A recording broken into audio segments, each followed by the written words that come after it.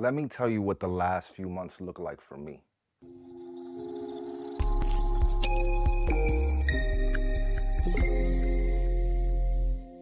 Leading up to the new year, my day job, my actual income that I use to fund Voices Beyond Boundaries, the thing that pays the bills while I build this channel, got pulled from under me. Sure, I had a 60-day warning, but that 60-day warning kept moving to the left. And in my mind, I'm just thinking, it's gonna be gone. Now, I've been through enough to know that panic doesn't help. So I adjusted and I adapted and I started applying to places to try to make sure that everything was gonna be squared away.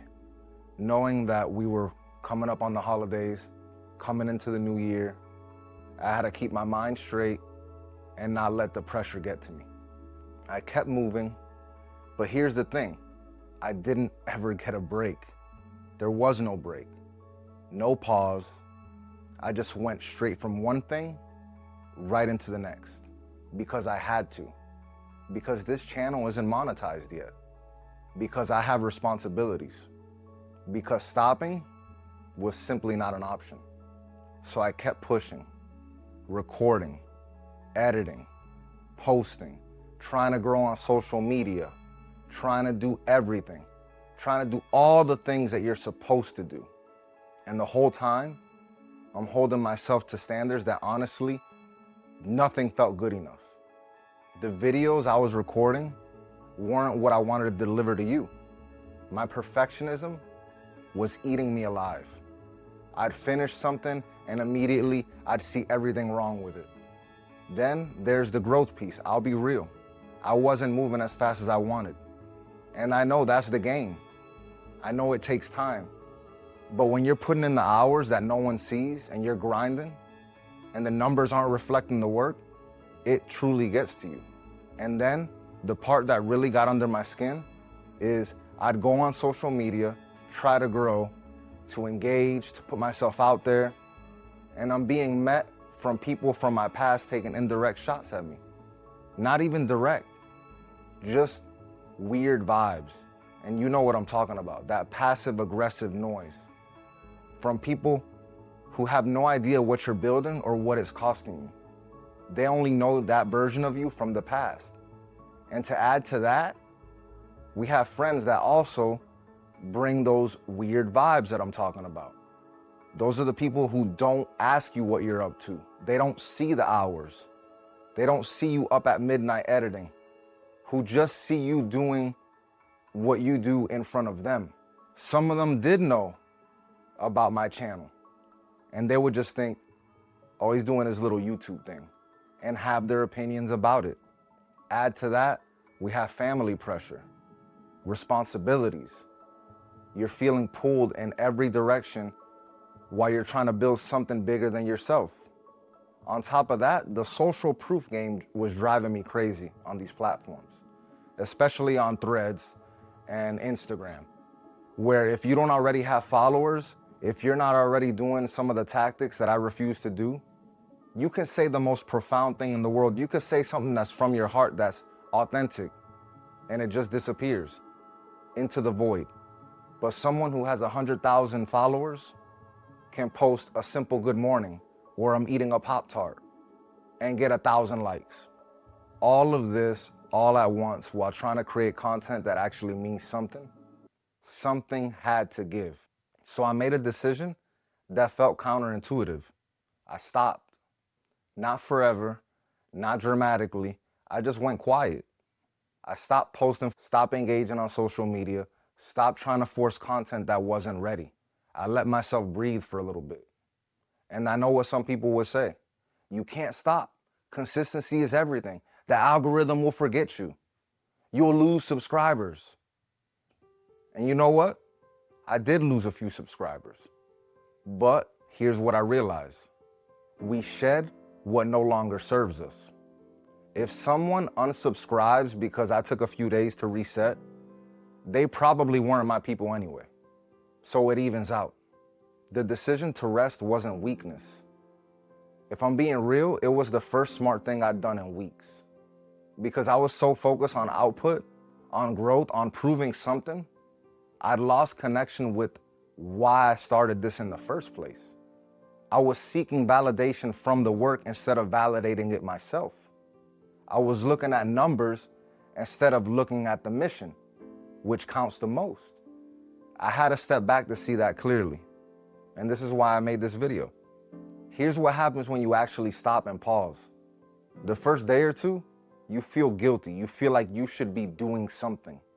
Your brain keeps generating ideas, tasks, things you're falling behind on, and it's uncomfortable. But then, and this is the part people don't really mention, the noise starts to quiet. When I stopped consuming, stopped posting, stopped checking, I started hearing my own thoughts again. Not the anxious ones, the real ones, the ones that tell you what actually matters. I reconnected with the spiritual essence of why I started this channel in the first place. Not the metrics, not the growth tactics, the actual mission. Giving voice to the voiceless, telling stories that matter, building something that outlasts me. That clarity doesn't come when you're running at full speed. And trust me, I'm constantly running at full speed. It only comes in the silence. And here's what else came. Answers. Solutions to problems I'd been grinding on for weeks. Creative ideas that had been blocked by stress. A sense of perspective that you simply can't manufacture. And it reminded me of something I said in my first video that I put out on this channel. You're not late, but you're right on time. Things happen when they need to. And I forgot that. I was so busy trying to accelerate that I forgot that timing isn't fully in my control. The work is in my control. The consistency is in my control. The outcome and the timeline, that's not mine to force. That's gonna happen when it needs to happen. Taking those few days off, and honestly, it was more like a week or two, where I didn't create any content. I just simply focused on starting a new position, which I was fortunate enough to find. And it reminded me that this is a long game, that the people who win aren't the ones who never take a knee, who never rest. They're the ones who know when to rest. So what changed? The first thing is I stopped seeking validation from the outside. The work I create is valuable because I say it's valuable. Because I put everything, my heart and soul into it. Not because a number confirms it. The second thing is I let go of pressure that wasn't mine to carry in the first place. Other people's expectations, other people's timelines, the weird vibes, the noise. That's their stuff, not mine. I can't control it, so I stopped letting it control me. The third thing is very important to me, and it's that I'm done over curating, trying to make sure that I don't offend anyone, trying to smooth every edge. It's exhausting, and it makes the content worse. The truth is, some people will be offended and won't like what you put out no matter what. Might as well be authentic and let the right people find me. Fourth, and this is a big one too, I remembered that giving up is not an option. Not because I'm being dramatic, but because I made that promise to myself, to the people whose stories I'm going to tell, to the audience I'm building, even if it's small right now. This channel, this mission is bigger than my frustration.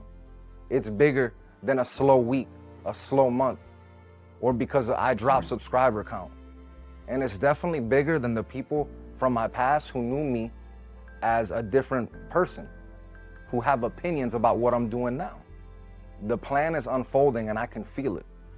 And the content that I put out from here on out is going to be more true, more raw, more me, and not less.